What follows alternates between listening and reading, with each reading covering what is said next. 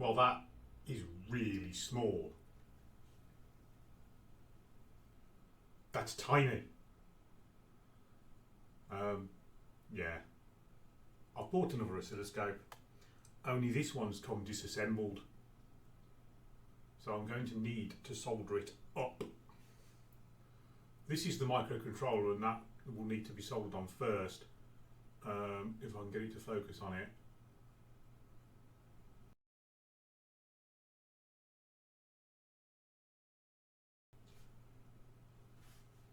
This is my soldering iron tip. Chip needs to go on first, and then we'll put on all the little SMDs, which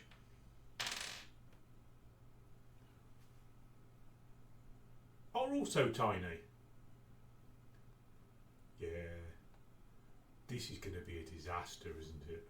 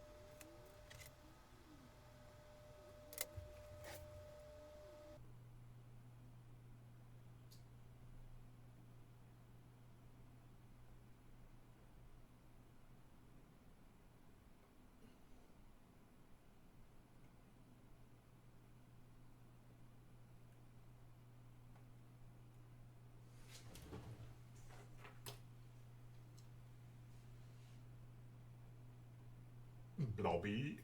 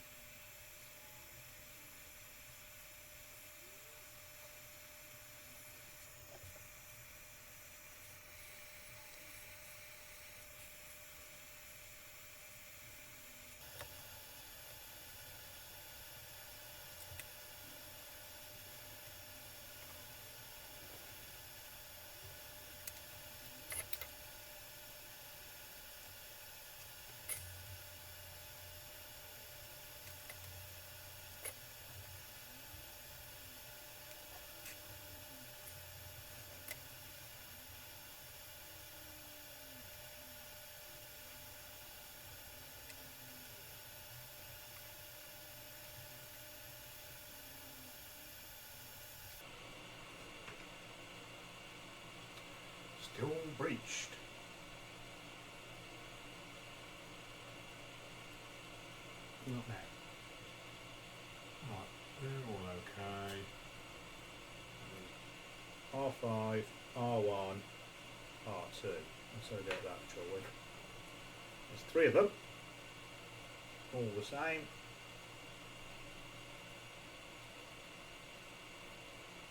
Those are 2K resistors, I think.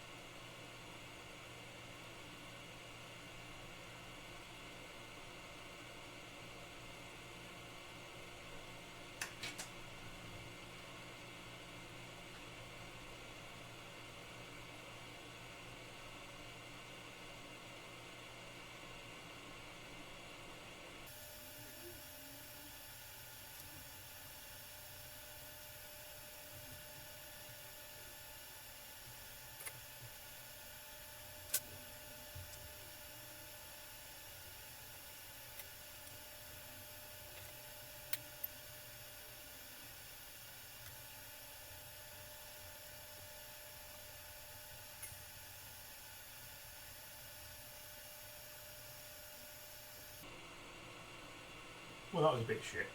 Let's try and get it off.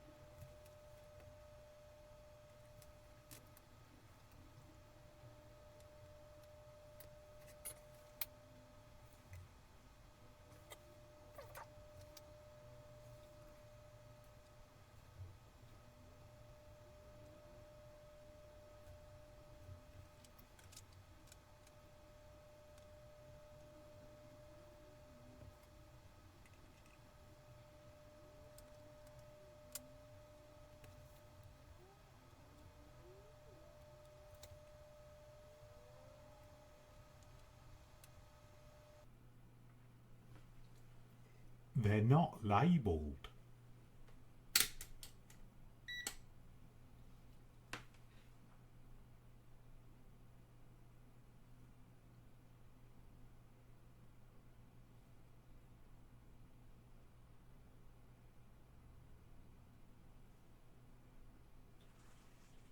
According to my meter, that's the 22 nanofarad capacitor, which is the important one. The other two are not really important, so I'm going to assume the other two are correct in their positions, and that the bigger one of the two, so wherever that's gone. So this one's 103, I reckon, because that one is 22, and 22 is the important one. The other one, which is currently stuck on the board, is a bigger capacitor, and so I'm going to assume that that's the one that goes in the bigger capacitor hole. I need to move that before I lose it.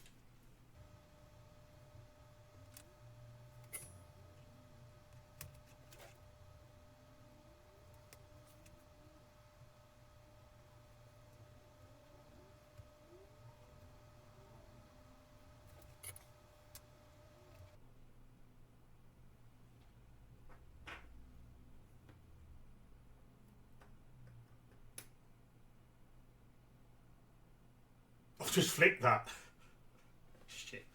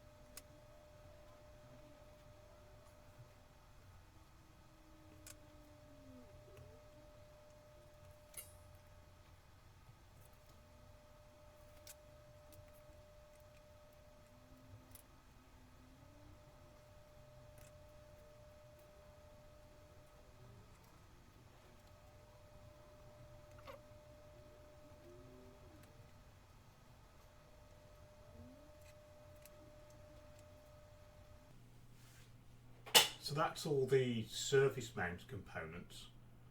I can't say that I've done a good job. I managed to remove a pad on the board here-ish, just here, this one, when I was soldering the processor. But I think it's possibly one of the many pins that aren't actually connected to anything. So that might be alright. There's not a cat's helling chance of this actually working when I've finished putting it together though.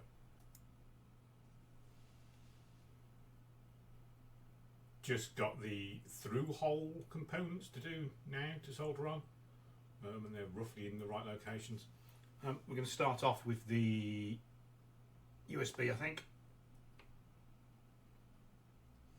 which is going to go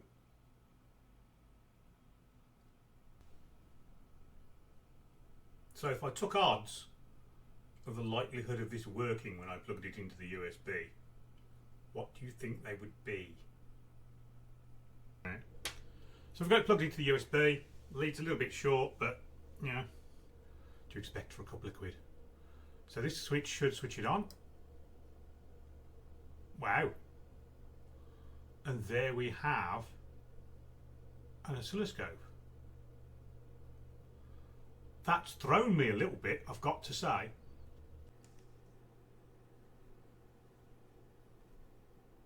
So I'm not entirely sure this is working, but it is doing something. I've now connected the oscilloscope here to the signal output of the little device, which got a little signal generator there, and that's apparently bringing out square wave, as you can see. It's actually a 5 volt square wave, but on the screen itself, on the oscilloscope itself, I'm just getting very spiky signals, like there's something broken. I did take a track off when I was doing the main CPU bit. Maybe that's damaged it, don't know. If I twiddle the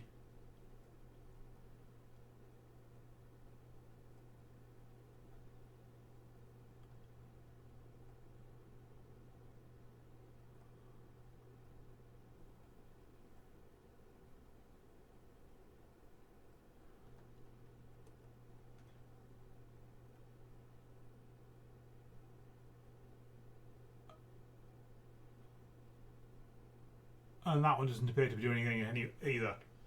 There are two possibilities here.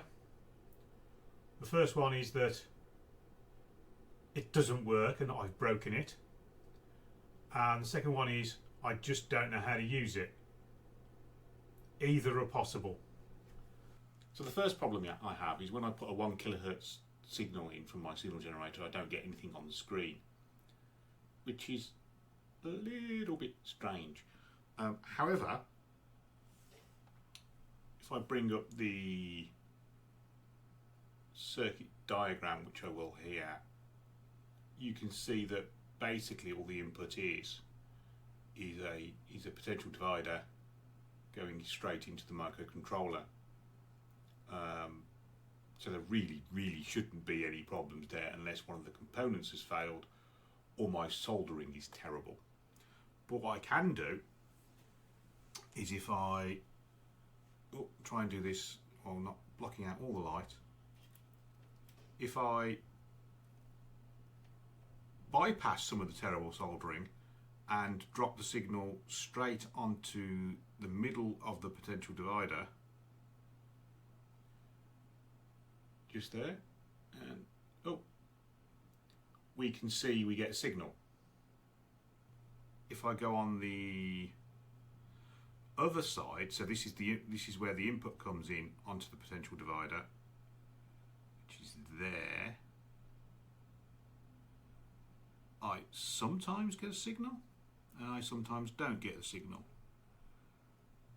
In any case, it looks like the issue is either this resistor being no good, or more likely this joint here being poorly done. It's probably this joint. So I shall fire up the soldering iron and resolder that. While I'm at it, you'll note that the LED is not coming on. So I've either put that on the wrong way around, or that's not soldered either. Having slapped a bit more solder on R4 and replaced the LED, we can see firstly that the LED is working, and the reason it wasn't working is because when I was soldering it, I probably did something to the pad because it just came straight off when I took the other LED off. So that LED is working. You can see the little lights on, I hope. And now I'm sticking in a 1 kilohertz sine wave, and you can see that it's sine waving. So all it was that was stopping it from working was my poor soldering. It's always the soldering.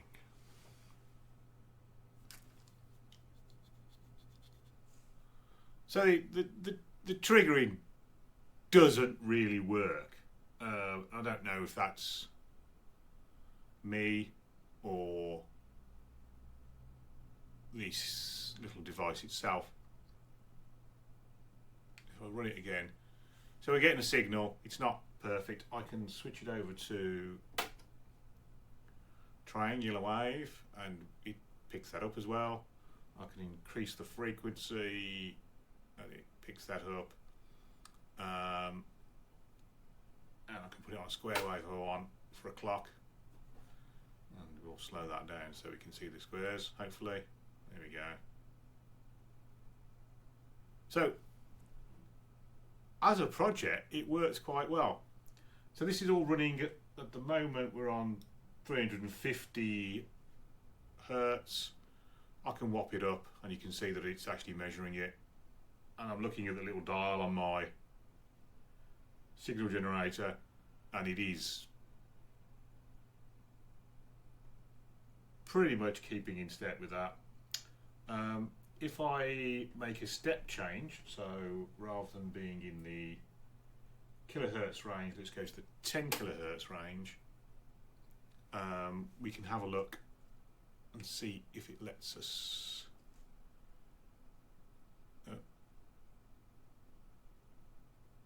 it'll be less, won't it? So yeah, you can see that it's allowing us to, my signal generator says about 20 kilohertz and it's picking up about 20 kilohertz. Again, let's pop it into sine wave. Oh, that was the wrong button. And it's picking up as a sine wave. So let's try the next level up at hundreds of kilohertz. And right, let's, if I twist that, no, that's the wrong way. Oh right, now we've hit the limit, saying it's 28 kilohertz. My signal generator is saying it's 200 kilohertz. Oh, hang on, what's it do then?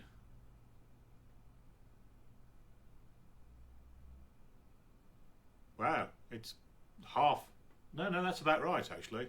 100 kilohertz. If I turn it down, it carries on picking it up, and if I turn it past 100, it's not very accurate at this point because that's 100 kilohertz and it's saying 110. But if I go past 110,